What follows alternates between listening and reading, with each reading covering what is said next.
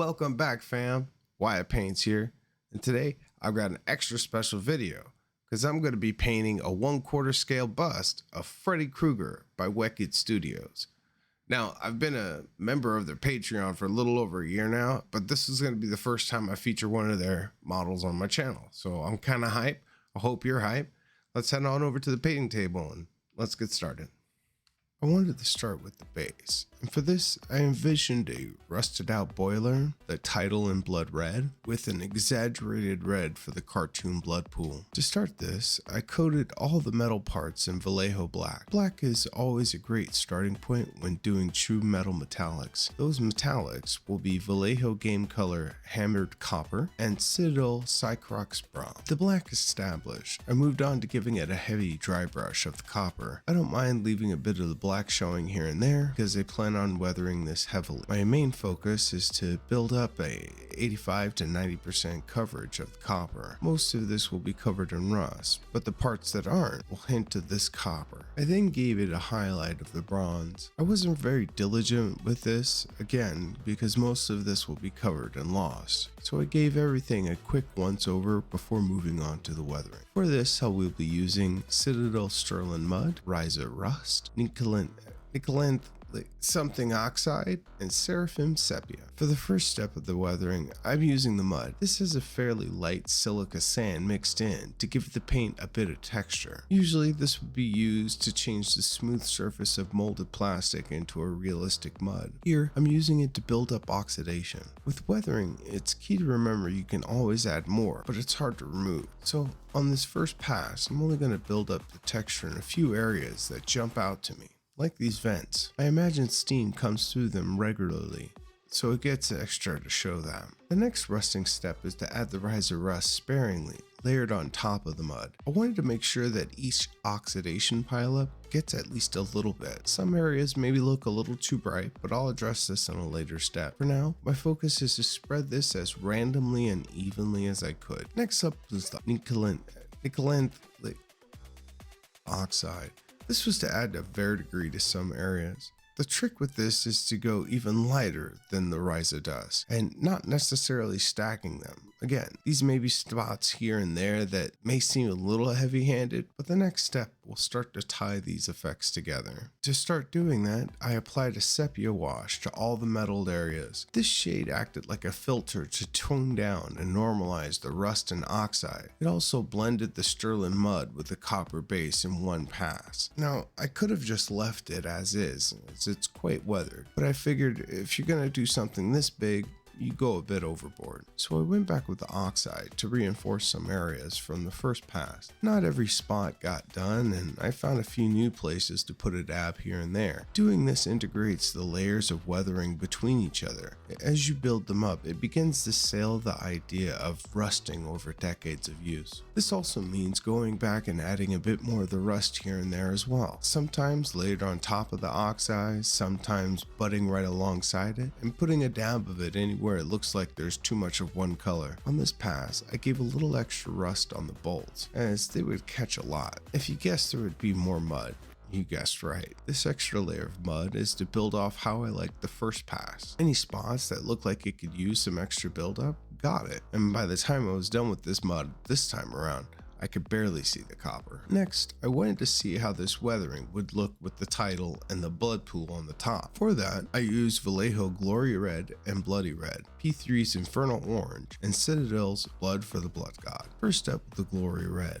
This needed a few coats to cover the black, but as soon as it was opaque, it was good enough to see how the weathering fit. And if I'm being honest, the weathering is a bit lost behind the lettering. Also, the blood oozing on the letters might lower the readability as well. To address this, first I did a heavy dry brush of Bloody Red to start highlighting the blood pool. Highlighting the blood will help separate it from the darker lettering and help drive the eye upwards. To really push this highlight, I hit the high points in the edge with orange. The brightest orange you have is usually your best final highlight for red, because adding a white tends to have it read as pink, and the titanium pigment that they use is so opaque, it would snuff out all the gradual highlights we built up in the last step. Then it was time to break out the Blood God. This is a deep, full opacity red that dries to a high gloss to suggest a wet surface. All of the layers got a coat, along with the texture of the model, It gives the look of freshly cut flesh, while a bit on the dark side against the rusty boiler. The gloss should help it with any readability issues. Moving on to his hat, I pulled out my browns. Just ignore that brown glaze. I was being silly. I only used German camo, medium brown, and P3 bootstrap leather. What you see right now isn't me trying to base this in a glaze, because that would be silly. Nope. This is just a new technique called pre-glazed tone blocking. It gives a nice shiny, slightly brown tint to start with. Now with that tone established, I can easily see where to start laying down the German brown. I finished this off with a light dry brush of bootstrap brown along the edges. Next, it was time to start on his skin. For this, I chose P3 Sanguine, Midland Flesh, and Menoth White. To start, I stippled in the Sanguine to ensure that each crack was based in this deeply red color. You'll have to excuse the brush abuse on display. I buy cheap brushes so that I can abuse them without worrying. If this was a fancy brush, I'd be much more careful. Once based, I moved on to a 50-50 mix with Midland Flesh. With this mix, I moved away from the stabbing and stippling to easy swipes perpendicular to the grain of his scars. This lets me deposit paint only on the tops of these scars and leave the cracks that deep red. Once he was looking thoroughly pink, I moved on to pure Midland Flesh, applied with more thoughtful strokes. Here I focused on areas I would normally highlight, so his cheeks and jawline, his chin, and his brow. Once his skin got close to done, I felt it was time for his eyes. To paint his eyes, I used Menoth White to block in his eyeballs and then gave both a wash of Vallejo red shade. I made sure that this pooled evenly at the bottom as it gives a nice natural stressed eye look. Once this was dry, I came back in with the Menoth to clean up the center of the eyes and get ready for the irises. But first, I decided to give the recesses on his skin a once over with Citadel Contrast Sigvald Burgundy. The scarring on his cheeks had gotten a little too pink for my taste. This doubling down now will help make the scars look more natural, if some of them have more bruising than others. Moving back to his eyes, I pulled out a trio of blues: Vallejo Imperial Blue, Magic Blue, and Electric Blue. Starting with Imperial Blue, I slowly blocked in his eyes. Now for eyes, I tend to have people looking up, and it's better to have your eyes a little cross-eyed than boss-eyed. But when you combine it with Freddy's head tilt and pose, it's a little bit suggestive, but it makes me laugh, so it stays.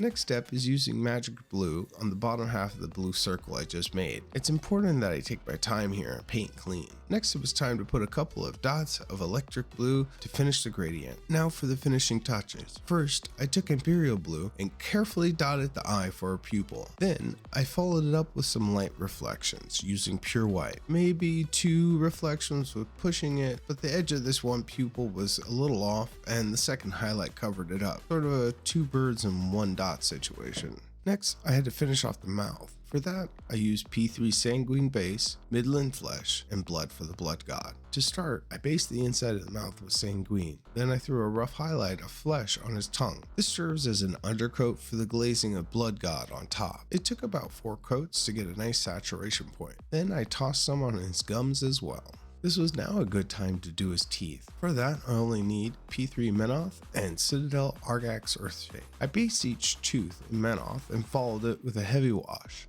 Then, once it was dry, I highlighted each tooth with Menoth. Coupled with the bloody gums, this is one funky mouth. All that's left is one last coat of Blood God on the tongue. Seriously, this face is not safe for work. No matter where I move my head, it's like he refuses to break eye contact until he finishes. Let's take a look at him with that hat. Still disturbing, but it looks pretty good. I'm happy with the skin recipe, so let's go ahead and replicate it on his chest and hands. First, a stiff stipple of Sanguine, followed by a heavy dry brush of a 50-50 mix with Midland Flesh.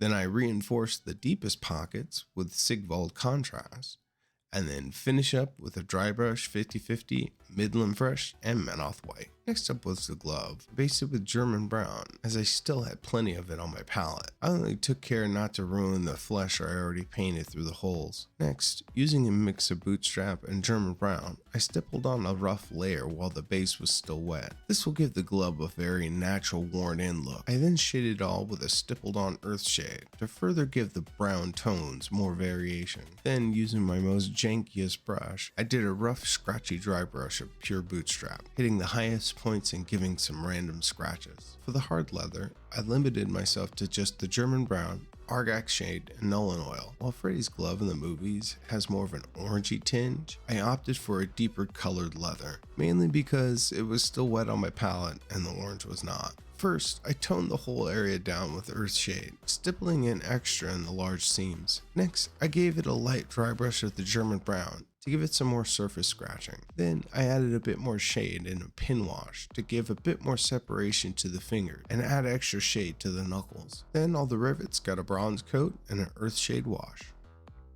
While that dried, it felt like a good time to black out the blades. I'm going to use a bit of my painting kung fu soon, but it needs a good black base to start. I'll come back to this in a little bit. For now, it was time to do his sweater. Looking at the reference photos, his sweater is much more Christmassy than I remember.